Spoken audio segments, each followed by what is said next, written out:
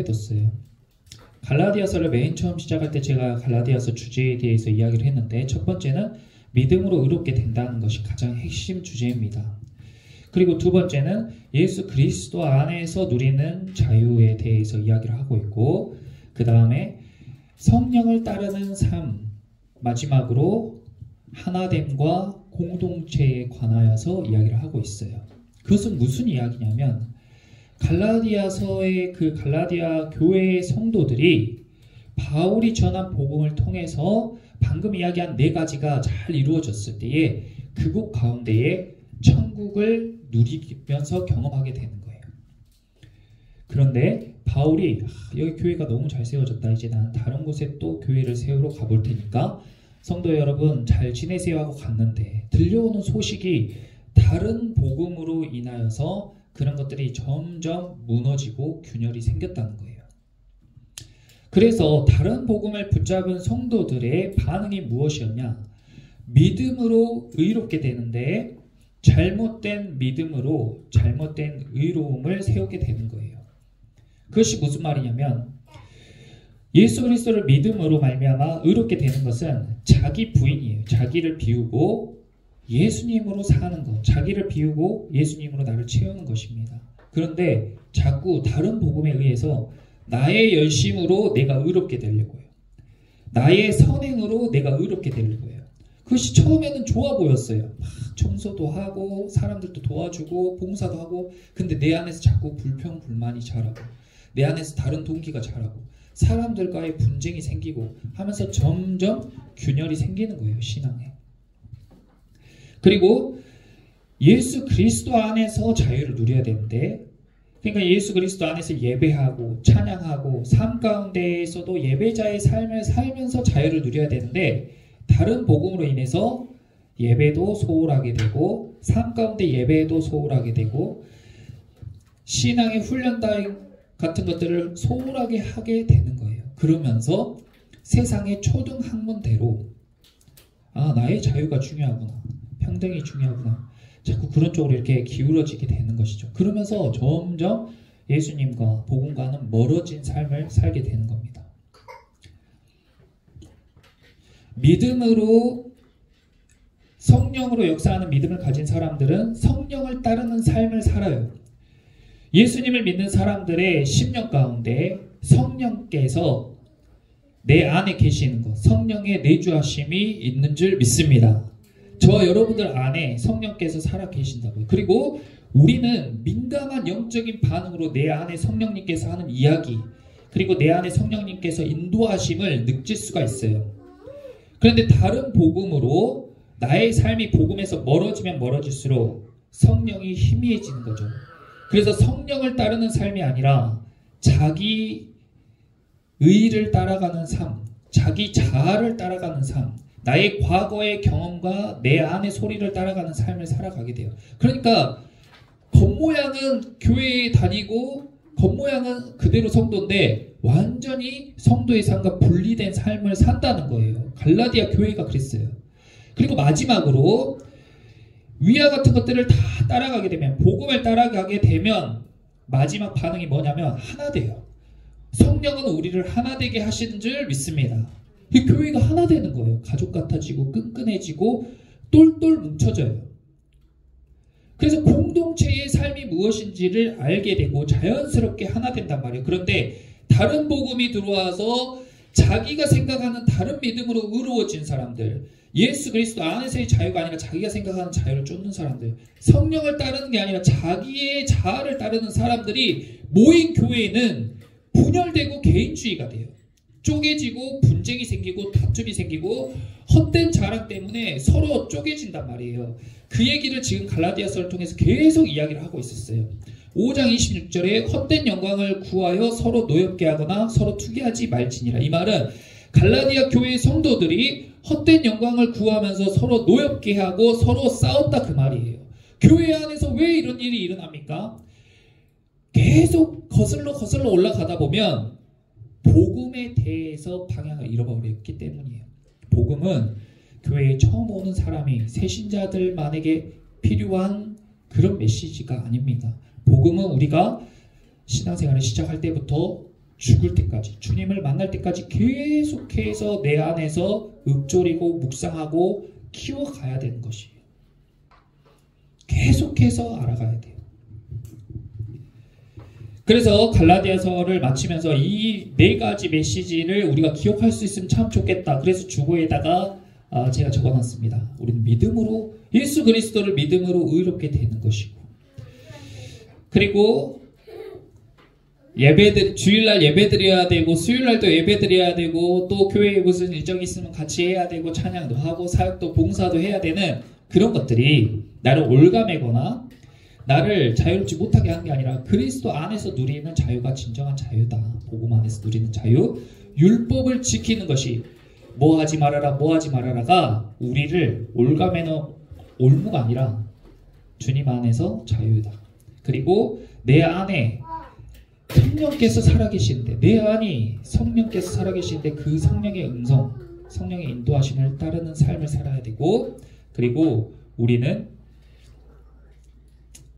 하나님 안에서 다 형제 자매고 하나인 줄 믿습니다.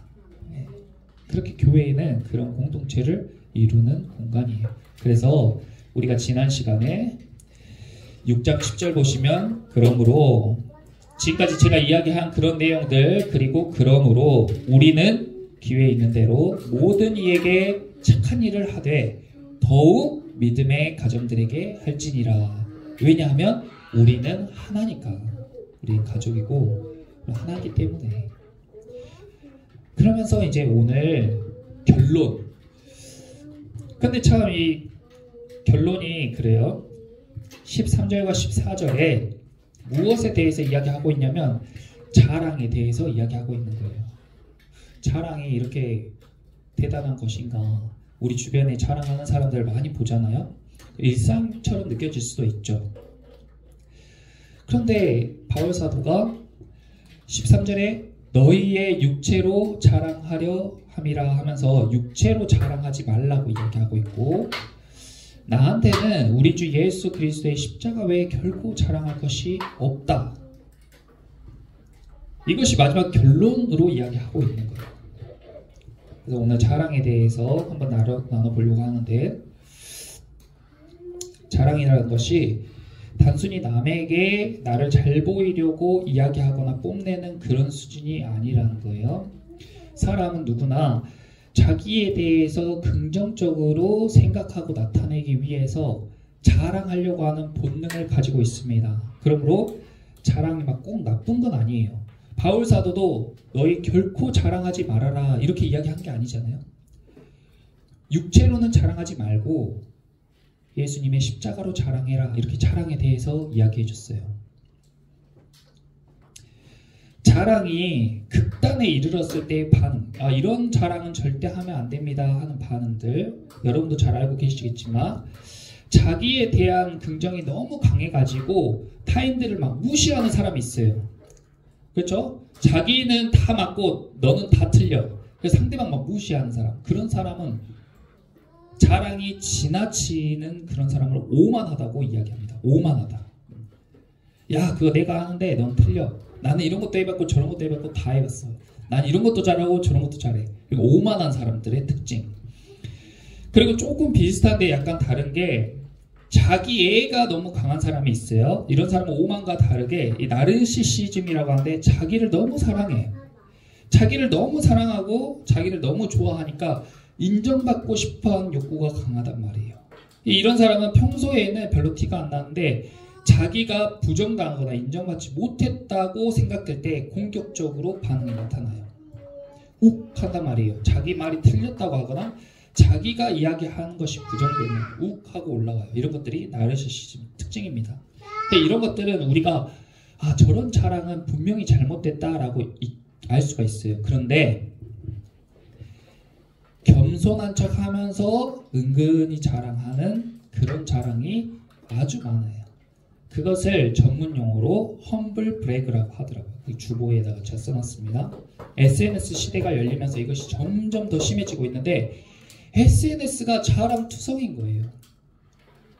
나 어디 먹었고 뭐 놀러 갔고 뭘 샀고, 이게 겸손한 척 하면서 자랑하는 거. 자랑 대놓고 자랑은 아닌데 은근히 자랑하는 그런 거 있잖아요. humble brag. 이것이 어떤 영향을 미치는가. 먼저 자랑이란 것이요. 우리가 왜 겸손한 척 하면서 자랑을 합니까? 우리는 다 우리 안에 자랑이라는 것에 대한 부정이 내재되어 있어요. 그러니까 자랑이 좋지 못한 거라고 내 안에 기본적으로 데이터가 있단 말이에요. 이것이 어떻게 되어 있는 거냐? 원래 사람 안에 본능적으로 있는 건 아닙니다. 사람의 본능은 자랑을 하는 게 본능이에요. 그렇죠? 사람의 본능은 자랑을 하는 게 본능이에요. 그런데 우리가 살아온 역사 안에서 도덕적으로, 종교적으로 그것을 억제시켜 놨어요. 그것을 겸손과 겸양의 덕으로 억제시켜 놨다고요. 그래서 우리는 익히 그런 것들을 배우고 학습했기 때문에 자랑이라는 것이 절제의 대상이라고 생각하면서 삽니다. 그래서 오만하게 자기애가 강한 사람들의 자랑을 보면 눈살이 찌푸려지는 거예요. 그러면서도 내 안의 본능은 은근히 자랑하고 싶어하는 그런 게 다 있죠, 누구나. 그러니까 겸손한 척 하면서 자랑을 하는 거예요. 그런데 이 프랑스의 사회학자인 피에르 부르디웨가 문화자본과 상징자본이라는 것에 대한 이론을 이야기할 때 이런 자랑에 관해서도 이야기하는데, 사람이 그러면 자랑을 안 해야 되냐? 우리는 왜 자랑을 할까? 자랑에 유익이 있기 때문이에요. 자랑은 사회적 지위를 공고히 하고 상징투쟁의 일환이 될 수도 있다고 했는데, 이게 쉽게 말하면 내가 사는데 도움이 된다는 거예요. 자랑이. 내 어필하는 거. 이것을 좋은 표현으로 우리가 뭐라고 익히 들어왔냐면, 지금은 자기 PR의 시대입니다. 이렇게 좋게 포장해서 광고를 해왔어요. 우리 시대에. 그것이 직설적으로 표현한 뭐예요? 자랑하세요, 여러분. 자랑은 여러분의 삶에 도움이 됩니다. 이런 메시지.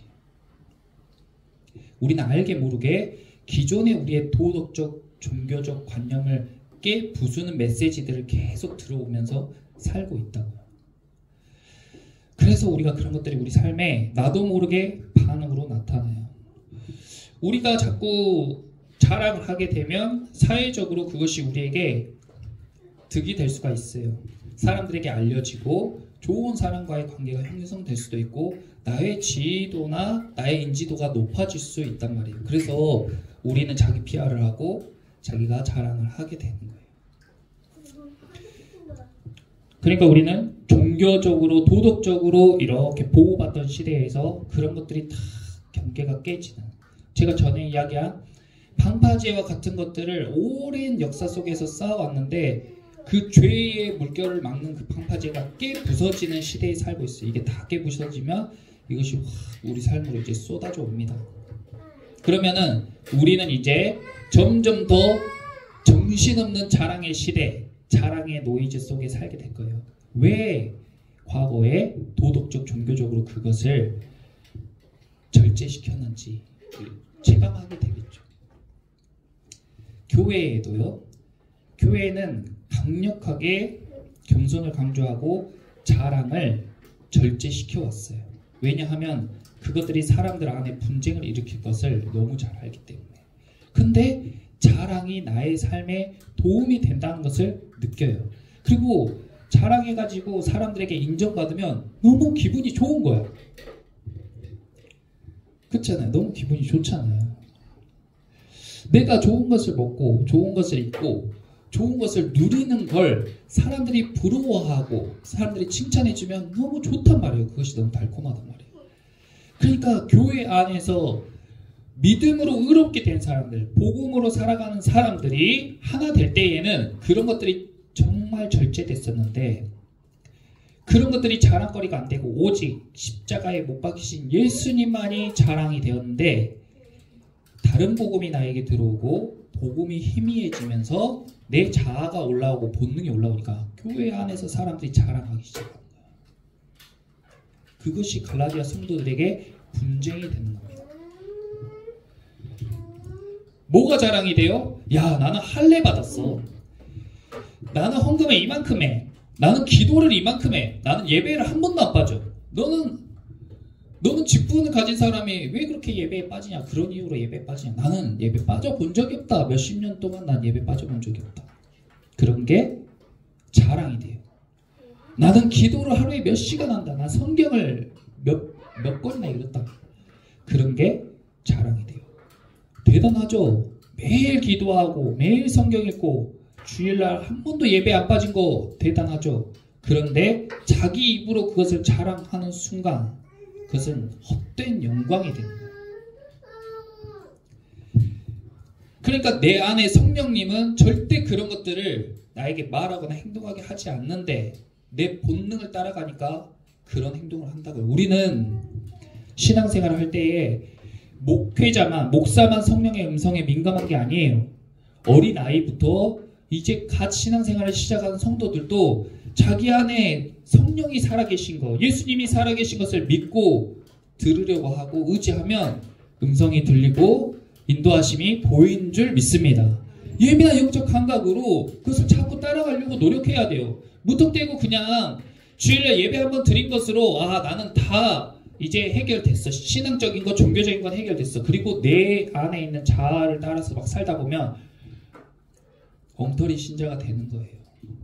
갈라디아 성도들은 자기들도 모르는 사이에 그렇게 빠져가고 있었습니다. 그래서 바울 사도는 그런 것들을 상기시키면서 계속 복음에 대해서 이야기하고 그리고 마지막 결론으로 자랑하지 말라고 입을 딱 잡은 거예요. 그리고 오직 자랑할 것은 우리 주 예수 그리스도의 십자가밖에는 없다. 왜? 십자가에서 예수님이 못 박히심으로 우리가 온전하게 됐고 또 내가 해결할 수 없는 죄의 문제, 질병의 문제, 금전적인 문제, 관계의 문제, 모든 문제를 해결하실 능력의 방법이 복음으로 십자가로 그것을 이루셨다는 것을 믿는 거예요. 그러니까 십자가 외엔 자랑할 게 없죠. 내가 오늘 정말 예배에 참석하지 못할 사정임에도 불구하고 내가 진짜 예배에 참석했어. 그런데 내 힘이 아니라 예수님의 십자가의 능력으로 내가 할 수 있게 됐어. 야, 정말 나는 진짜 내가 안 먹고 안 입고 열심히 노력해가지고 이런 엄청난 부를 쌓을 수 있게 됐어. 그런데 나의 힘이 아니라 오직 예수 그리스도의 능력으로 가능했어. 난 정말 아팠는데 내 질병이 치유됐어. 좋은 의사 선생님을 만나기도 했고 정말 타이밍이 좋게 치료를 받을 수 있었지만 결국에는 예수님께서 인도하여 주시고 치유해 주신 것으로 믿어. 이렇게 예수님의 십자가밖에는 우리에게 자랑할 것이 없다는 거예요. 그래서 우리가 자랑할 때에 얻을 수 있는 그런 문화자본과 상징자본이 다 누구에게로 향해야 돼요? 다 예수님께로 향해야 돼요. 그래서 나의 자랑을 통해서 예수님이 높아지고 나의 자랑을 통해서 예수님이 그런 문화적인 자본, 상징적인 자본을 축적할 수 있게 사람들에게서 인지도, 사람들에게서 그런 인정받는 거, 영광받는 게 다 예수님께로 우리가 양보를 해야 된다고요. 그런데 아주 역설적이게도 나를 완전히 비우면 난 정말 꿔다둔 보리자루가 될 것 같은데 내 안에 중심을 차지하시는 하나님께서 나를 사랑하사 나를 더 높여주신다는 게 복음의 핵심이에요. 그래서 내가 내 입으로 자랑을 막 하면 내가 높아질 것 같지만 결국 나는 나락으로 가고 정말 내 입을 꾹 다물고 내 육체의 자랑을 절제하면서 예수님만 자랑하는 사람은 낮은 자를 높여주시고 하나님께서 높여주실 줄 믿습니다.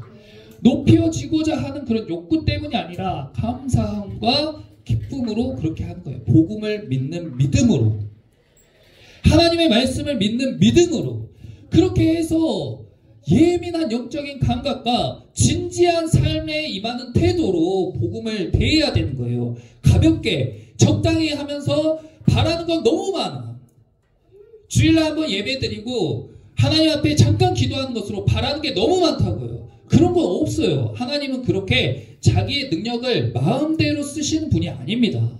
정말 상식적으로 일반적으로 역사하시는 게 성경에 다 기록되어 있어요. 하나님은 부지런한 자에게 부를 주시고 게으른 사람은 가난하게 하시는 분이에요. 주님을 찾고자 하는 사람에게 보이시는 분이고요. 주님을 안 찾는 사람에게는 안 보이시는 분이에요. 자기를 높이려고 하는 사람은 낮추시고 자기를 낮추는 사람을 높여주시는 분이십니다. 그러니까 예수님의 그 십자가의 능력, 미칠 정도로 멋진 복음이라는 게 정말 이런 게 세상에 어디 있어요? 세상에 어디 있습니까? 제가 여러분 중에 한 사람을 막 높인다고 그 사람이 나를 높여줄 수 있어요? 높여주고 싶어도 그런 건 불가능하죠. 주님은 그런 것들이 가능하신 거예요. 예수님이 복음이 예수님인데 복음 메시지죠. 소리잖아요. 복된 소리잖아요. 근데 그 눈에 보이지 않는 메시지가 눈에 보이는 형상으로 이 땅 가운데 오신 것이 예수님이에요. 우리랑 똑같은 몸뚱이를 가지고. 그러니까 우리와 똑같은 그런 한계와 우리와 똑같은 그런 본능을 가지고 이 땅 가운데 오신 분이 예수님이란 말이에요. 그런데 그 예수님이 하나님의 말씀은 절대 살아내는 게 불가능할 것 같은데 그걸 살아내는 걸 보여주신 거예요. 기적이죠.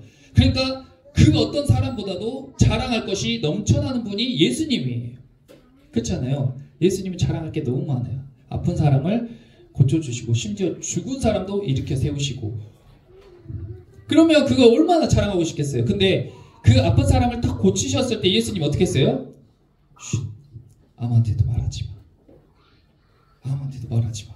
그렇게 이야기하고 또 사람들이 5,000명이 배고파가지고 5,000명이 다 앉아있는데 예수님이 오늘 내가 쏜다 하고 5,000명한테 밥을 딱 샀어요. 물론 사신 건 아니고 어떤 어린아이의 도시락을 통해서 5,000명을 먹이신 거죠. 근데 생각해 보세요. 여러분 만약에 제가 우리 성도를 포함해서 50명을 초대했어요. 우리 이동규 성도님이 50명에게 밥을 샀습니다. 어때요 그러면? 아 오늘 식사는 이동규 성도님이 사셨습니다. 우리 다 같이 박수하면서 막 그렇잖아요. 내가 그래도 50명한테 밥을 샀는데 예? 그래도 누가 샀는지는 알려주고 박수도 한번 받아야 그래도 안 서운하잖아요. 제가 만약에 50명을 밥을 사줬는데 누가 샀는지도 말 안 하고 그냥 막 먹고 끝나버리면 산 사람이 얼마나 서운하겠어요. 근데 예수님은 5,000명한테 쏘시고도 쉿 하고 사람들이 맛있게 먹고 있을 때 배 타고 그냥 떠나셨다고요. 신학학자들, 철학학자들을 모아놓고 그 사람들이 깜짝 놀랄 만한 가르침을 주고서도 자랑하지 않으셨어요. 심지어 모든 인류 사람들의 죄를 짊어지고 십자가에서 자기가 억울하게 정말 처참하게 몸이 탁 찢기면서 피 흘려 죽으면서도 원망하거나 자랑을 하지 않았다는 거예요. 왜 자랑을 하지 않아요? 예수님은 그때마다 누구를 높였냐? 아버지 되시는 하나님을 높여드렸어요. 하나님을 높여드렸어요. 하나님께 감사했고요. 우리가 잘 아는 주기도문 생각해보세요. 제자들이 예수님 저희에게 기도를 알려주세요 했을 때 예수님이 너희는 이렇게 기도해라. 하늘에 계신 우리 아버지. 선생은 예수님이에요. 근데 제자들에게 너희는 나한테 기도해라 하지 않았단 말이에요. 너희는 이렇게 기도해라. 하늘에 계신 우리 아버지. 아버지의 이름을 거룩하게 하시며 아버지의 나라가 임하게 하시고 아버지. 그리고 마지막에 나라와 권능과 영광이 영원히 내 것입니다가 아니고 영원히 아버지의 것입니다. 이게 복음의 본이에요. 그러면 우린 똑같이 기도할 때 어떻게 기도해요? 하늘에 계신 우리 아버지 그리고 우리 주 예수 그리스도에게 기도하는 거예요. 그리고 나에게 있는 모든 나라와 권능과 영광이 다 우리 주 예수 그리스도께 있습니다 하고 그런 것들이 진정한 기도고 진정한 신앙생활이라는 거예요. 그렇게 하면 삶이 분명히 변합니다. 복음의 능력이 나타나는 거예요. 가정이 천국이 되고 교회가 천국이 되고 우리가 사는 지역이 우리의 복음을 통해서 복음의 능력을 통해서 변화되는 거예요. 믿음으로 사는 사람은 성령을 통해 얻은 믿음으로 사는 사람은 오직 의의 기다림으로 하나님께서 이루실 그 올바름을 기다림으로 인내함으로 신앙생활을 하는 거예요. 내가 생각한 때에 확 안 받겠다고 포기하거나 낙심하는 게 아니라 하나님께서 이루실 우리의 삶을 기대하면서 말씀을 생각하면서 그렇게 살아가는 겁니다. 예수님이 복음이에요. 예수님을 죽었다 깨어나도 우리는 따라 살 수도 없고 닮아갈 수도 없어요. 그런데 그 복음은 너희는 내가 한 것도 하고 심지어 나보다 더 큰 일도 할 수 있을 것이다 하는 그 약속의 말씀을 붙잡고 살아가는 것이 복음의 능력이고 신앙생활인 줄 믿습니다. 그러므로 말씀이 있어야 우리 삶 가운데 문제를 풀 수 있어요. 그리고 예수님을 의지하면서 예수님께서 성령께서 우리에게 생각나게 하시고 알게 하시고 깨닫게 하신 것들로 말씀으로 삶을 풀어가고 이겨내는 겁니다. 그렇게 갈라디아서를 통해서 우리가 복음이 우리 삶을 송두리째 변화시키는 다이너마이트 같은 뻥 터지는 내 삶 가운데 막 엄청난 충격, 머리를 해머로 진짜 한 대 띵 얻어맞은 것 같은 그런 충격, 그런 것들을 경험하시기를 축복하고 또 이어서 요한복음을 통해서 더 엄청난 예수님의 그런 행적, 정말 실제적이고 정말 살아있는 그런 복음의 능력을 경험하게 되시기를 예수님의 이름으로 축원합니다. 기도하겠습니다.